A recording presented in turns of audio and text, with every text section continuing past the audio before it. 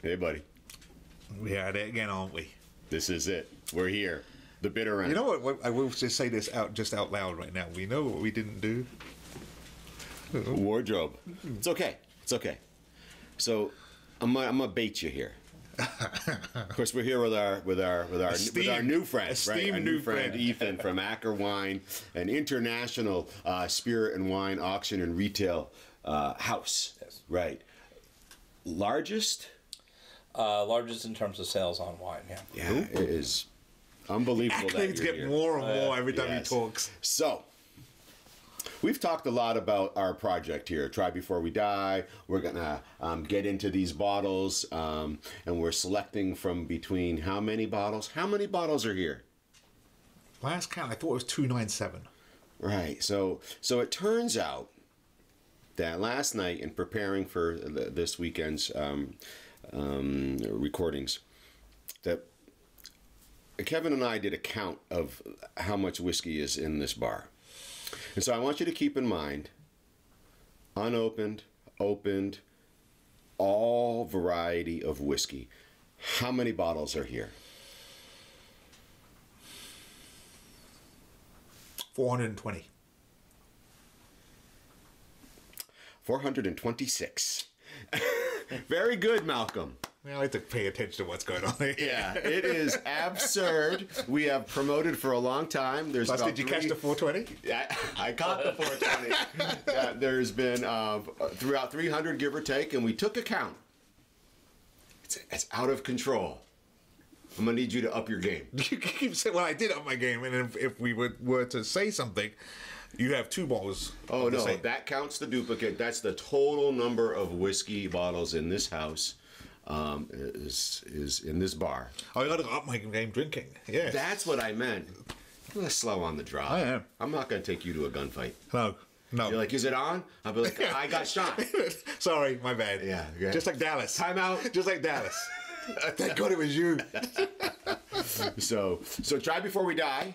It's a regular episode night here with my pal Mal. And our new friend Ethan from Acker, as we've said. It's a regular episode night. We're going to pull a bottle and open it and let it breathe. And I have something for you. Oh, really? Yeah. So... is it good? I think so. Ethan, will you pick us a bottle, please, sir? Of course. Oh, it is right behind us, everybody. Right behind us. 34. Now, we know there are 11 across. We know there are 11 across. Yep. 15. 15. Very good. Thanks, remember the mistakes we've always made? Yeah. Our math is suspect. We have 15. We have 30. So we are into a Glenmorangie. A Glenmorangie. Just as your team shirt will say. So we are gonna. that is your gangster whiskey name is Morangie. That's lovely. We are into Ethan the Tale of Winter. Have not had it. I've heard some interesting things about this. That's a new release, right? This is a new release from this last season. We're coming out of winter here in southern New Hampshire, but the fire is actually going here in the pub, so I don't feel we're terribly out of place to try this Tale of Winter. This is a Highland Marsala wine cask finish, and we are at, looks like 46, but we'll see if the spectacle works. We are at 46 ABV. So what that means, everybody, is I don't need glasses because my eyes work. A whiskey swirling with a flurry of wintry aromas and flavors. Glenmorangie's A Tale of Winter, a no-age statement Highland single malt Scotch whiskey. Yeah. What do you know about me and Glenmorangie? That you like them. It is one of my favorite ranges, just because it is so prolific. In fact, at some point, we're going to see a WTF about Glenmorangie, and we did a count in the bar today, and I believe that there are at least 24 expressions of Glenmorangie here. One of the favorites here. Let's get it open, breathing, and then I have something for you. All right. And you're not familiar with this one. I am not. I have not had that one. But I will say that 18-year-old is stunning. We love the Signet here, too. Yeah. Yeah. Yeah. That's like a favorite. That's like a huge But the 18, the extremely rare, they're 18, they're regular release. Yep. Yeah. Okay. Cork pull.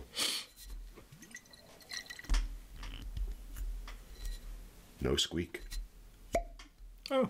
Clean. Pop. I got right there. See, Yeah. you got a nice Lively. little spillage from the cork. A little bit on the high end.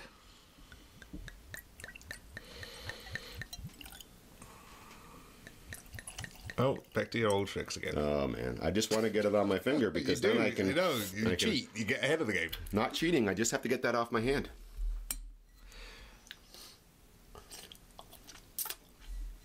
Anyway, A Tale of Winter, the Glenmorangie, 46 ABV.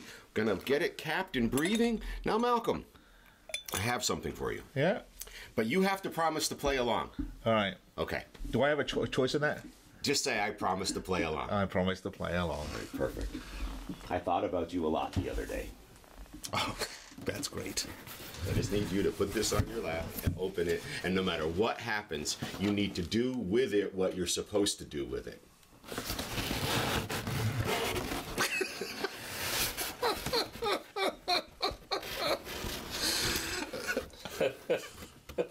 Am I going down the? Am I fighting the Zulus? Am I heading down the river on an exploration trip? Is this what's happening? Dr. Manic, I presume. My sir, it is a pleasure to meet you this far in the wilderness. Oh my! Why do I do this? It's a good look. It's almost like Darth Vader. Give us a little salute.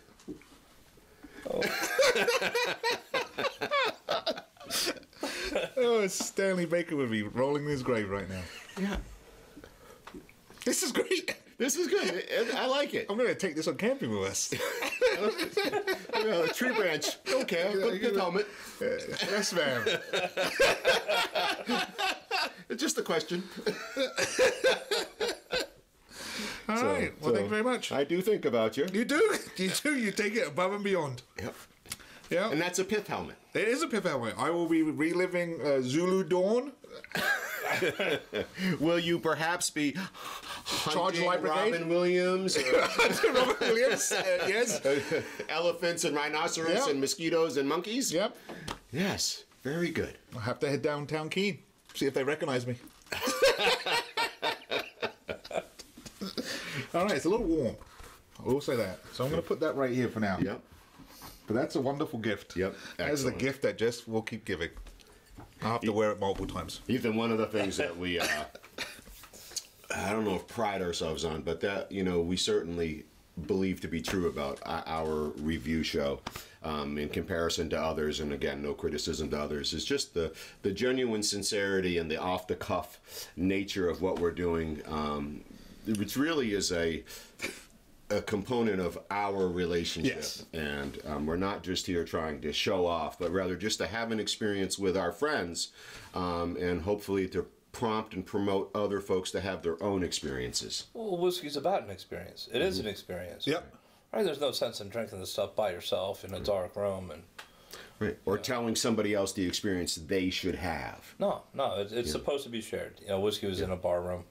Yep. So the closer we can come to replicating that, man, I'm all in. Mm-hmm. And we no issues. We have to say that in this area, in this particular ground floor establishment, my friend has achieved that rather well. And having been I'm from England, so I've experienced many an hour in a pub, and this is probably the nicest thing I can do on a weekend is to come over here and spend some time in my friend's establishment and enjoy it.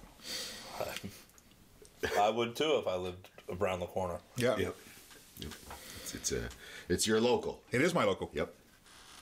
We just don't have the hand pumps Nope. to draft. You do that, and I'll be done. I'll be staying here all the Are you a time. cask beer guy? Actually, no, I'm not. I'm a lager drinker. Okay. He's an Australian oil can man. Put a Carlsberg or a Foster's in front of me, I'm all day long. So, That was fun. That was fun. Yep. This will be incorporated Halloween. Yep. And so we've got the Glenmorangie, A Tale of Winter, Marsala wine cask finish, 46% ABV. Nobody's familiar with it, except for me, just a little bit. Yeah, well. And so why don't we get into a color, and then a nose, and then a taste. This is a recent release. I just wonder, is this part of their limited series? It's not listed that way. Oh, no. Limited edition. So this is part of their limited edition series. It is still available out there, though becoming more difficult to find.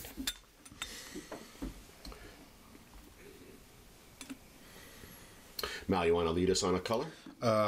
I'm going to dip right into the usual saying, and I'm going to go with an ambery color with hints of red. But again, not super dark, not the mahogany. But it's definitely got that amber hue. For me, I think about wood, and so I'm thinking about a cherry board that is not a heart cherry wood. Yep, the brownie. Sort of a little bit on the outside of the heart of a cherry board. I have a little bit there. I'm really impressed with this top-down view of it and the way that I can see clearly through it to my fingers. So it's very transparent, and it has this little bit of this, like, not a deep cherry, not a dark cherry, but just this light cherry, which lines up with some of your red hue. Ethan? I actually saw it when it's on the bar top. Going back to your red, it's almost like a rose shimmer, almost like a shimmer on it. But then when I take it up to the light, especially those bright camera lights over there, you kind of get that gold. Oh, Very distinct, almost gold, if not brass. Oh, I like Hit brass. right off the top. that's interesting. Yeah, that's a good word choice. So I like that. There seems to be kind of an array of colors in this one. It seems like a very translucent liquid. But to your point, there's nothing in the way. I mean, Right. this is, I can see right through that. Right. So it's pretty cool. All right, so And very clean. I'm not seeing any sparkles or any flashes or anything. yeah. Nosing?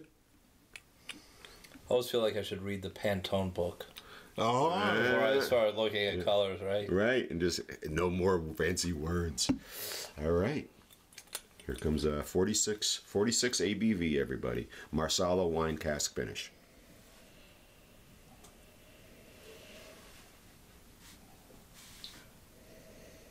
No pushback on the nose. oh, you almost have to struggle for it.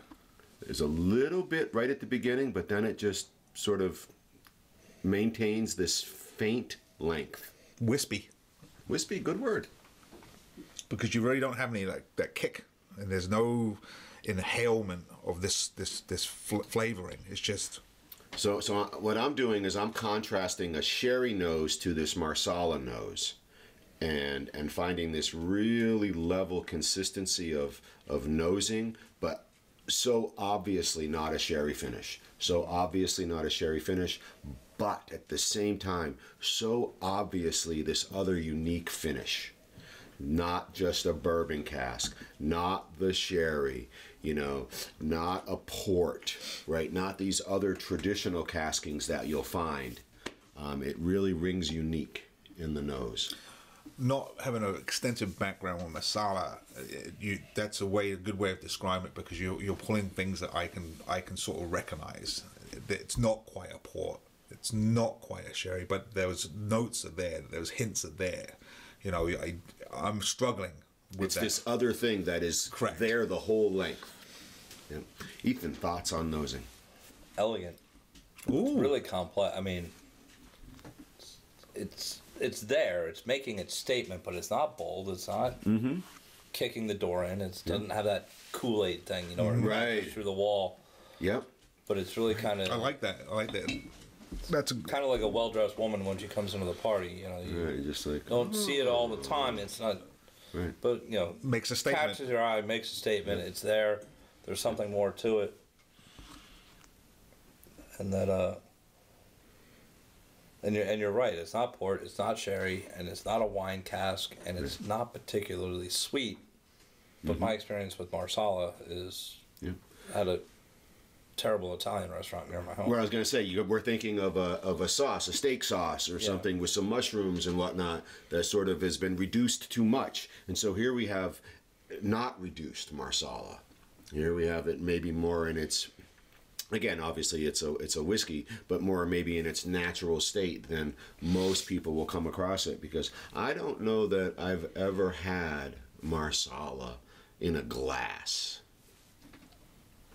I don't know if I have. I really don't. I haven't.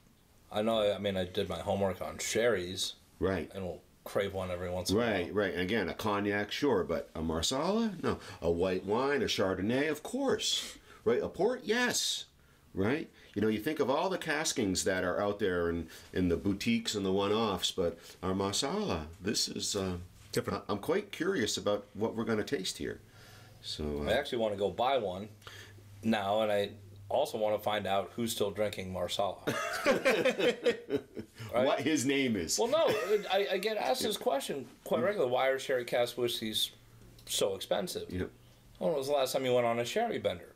Yeah, right. You know, that wasn't Harvey's Bristol Cream. And, you know, you have that hangover one time. Yeah. You learn that lesson exactly once. Harvey's Bristol Cream. Yeah. I haven't heard that word since back in England. Yeah. All right. Well, why don't we have a swallow of this and see where our Marsala experiment takes us. The Glenmorangie 46 ABV limited edition, A Tale of Winter.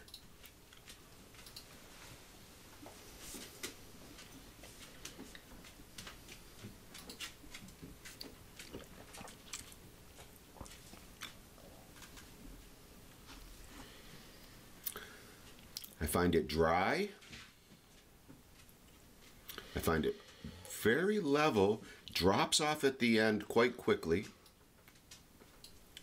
And I'm really trying to identify some flavors. Again, Ethan, not being familiar with Marsala, it's hard to be like, Marsala all day. There it is. I don't have that in my palate.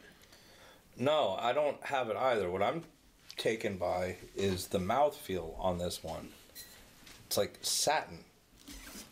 The mouthfeel on that is really very lush and flowing and almost ethereal in a way that it doesn't just play on the tongue, it kind of fills the mouth. There was almost this cooling sensation as it split across the back side of your tongue. It was almost, and it's not menthol, but it was almost like this cooling. Felt this coolness just as it trickled over the back of my tongue and then disappeared.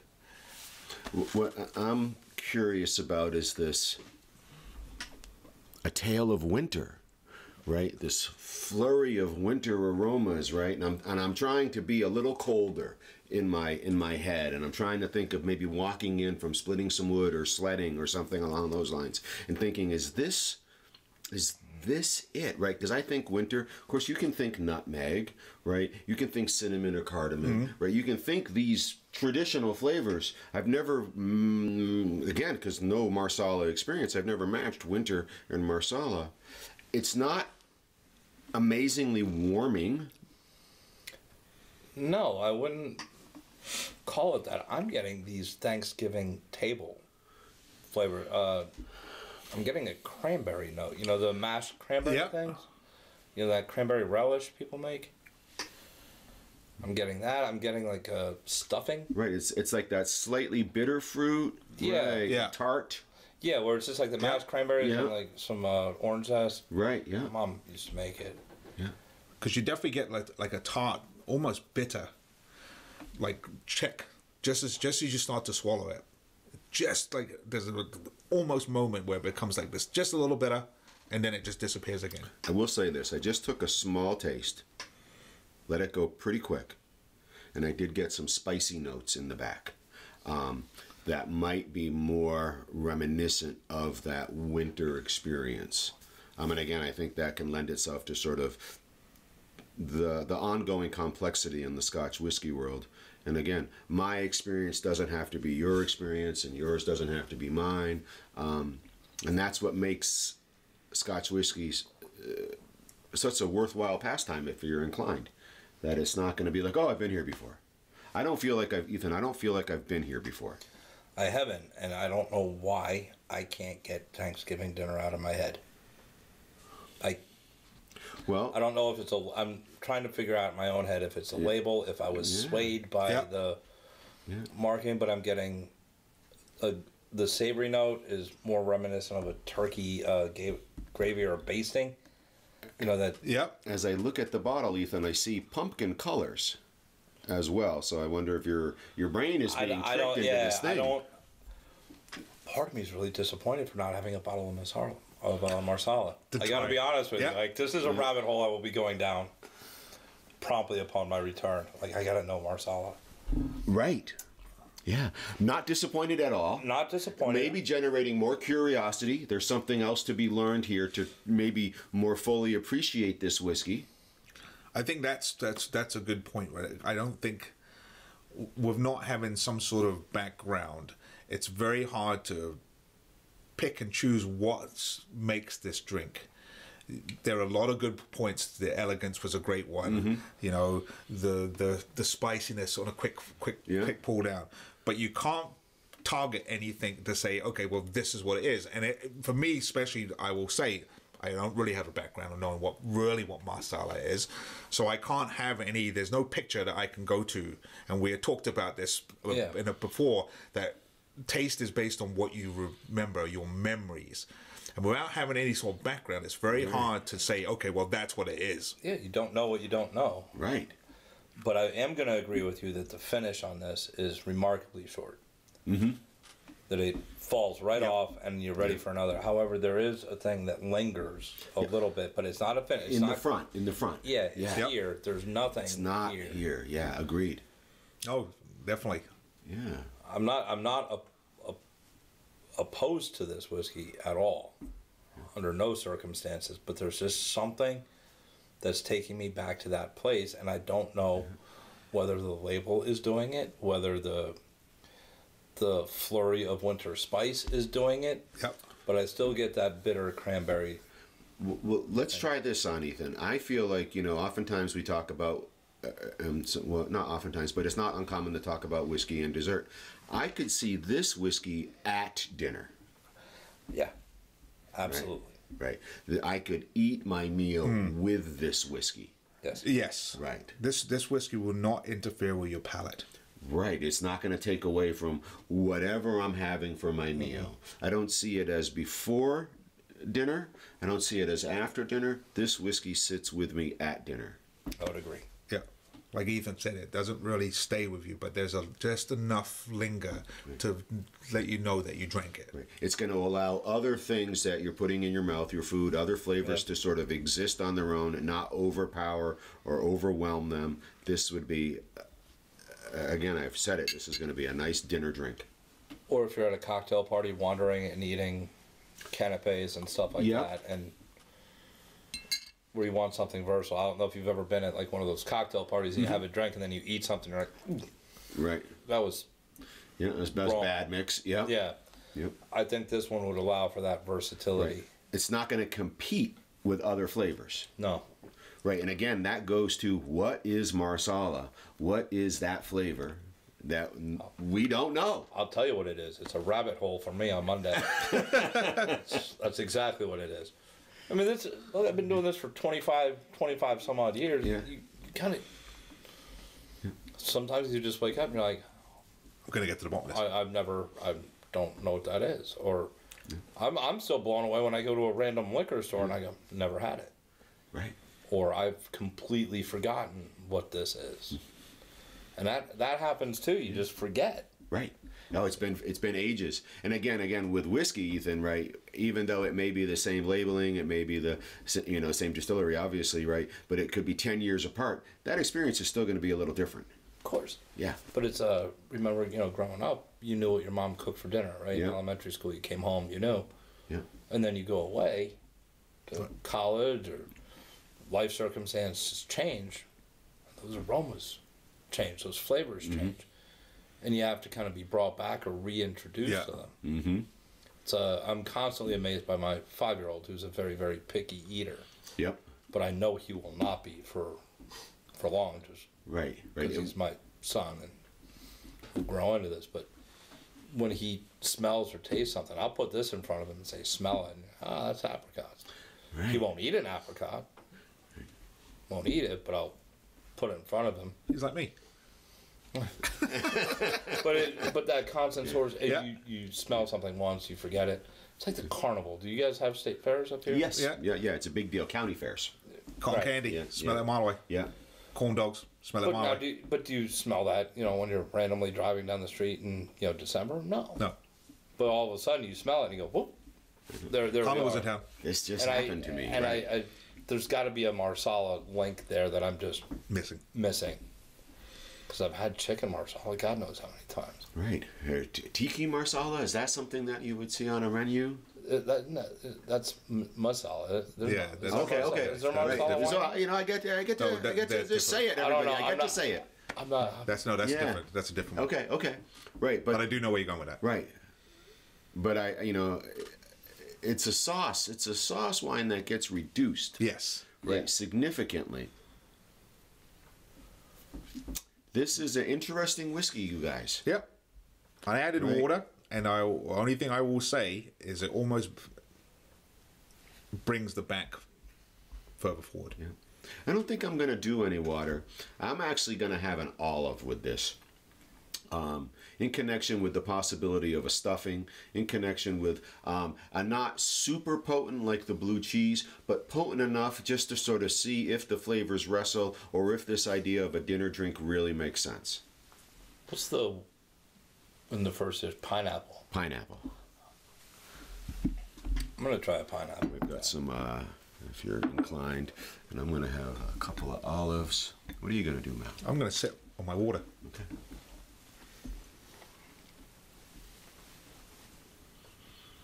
Because the olives are briny. So I'm curious what that's going to bring.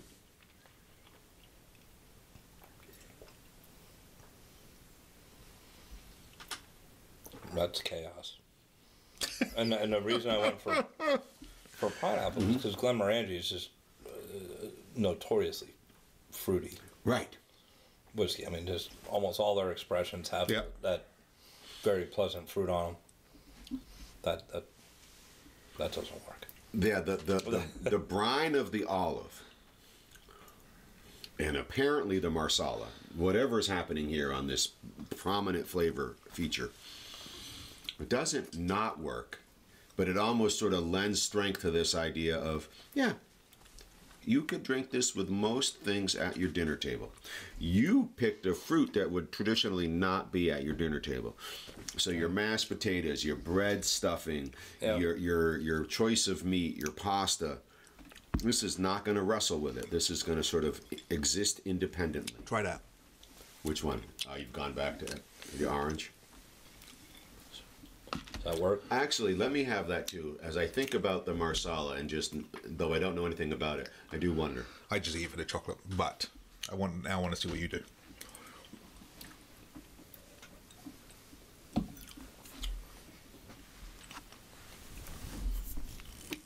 It's interesting. It almost goes savory. Gets a little deeper. Yeah, I got it. I ain't got anywhere. I'm okay, thank you.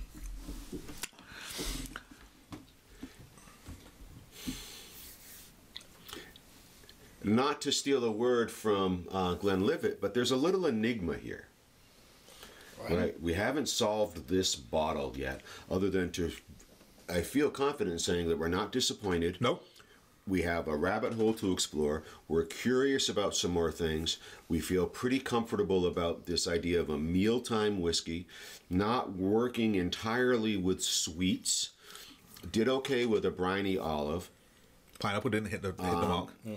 I guess I wonder about the cheddar, because that may be the closest to dinner flavor we have at this table. My impression overall would be to call this a brother-in-law whiskey. If he comes over and he looks at your whole collection, instead of pulling $500 bottle down. Yeah. Here's something new and exciting that we could drink, you amateur. Not saying that this is amateur, but this is going to be a massive step up. Right. From something both in complexity, flavor, dryness, everything else. I think this is going to be a big step up. But at the same time, I don't think it warrants a cigar. Mm-hmm. I don't think it warrants a dessert. Agreed. I think it actually warrants standing around the kitchen waiting for a great meal to be cooked. Right, while you're cooking, right? Yeah, that's kind of where I see that. I land there too. I think this is middle of the road, middle of the evening.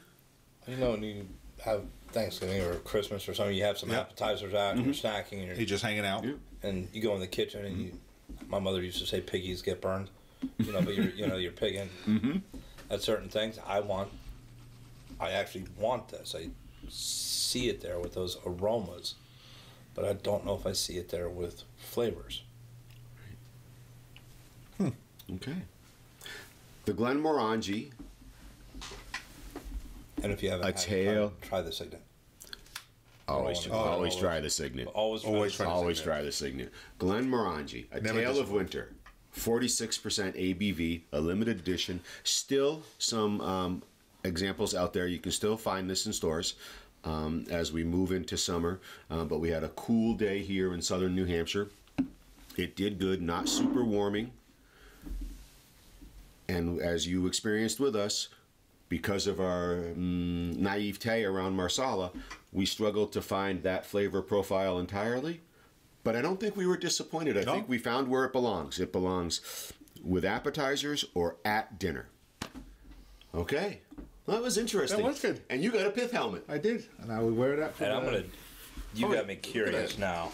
About this cheddar, that being our closest to mealtime flavor. This one's really got me stumped.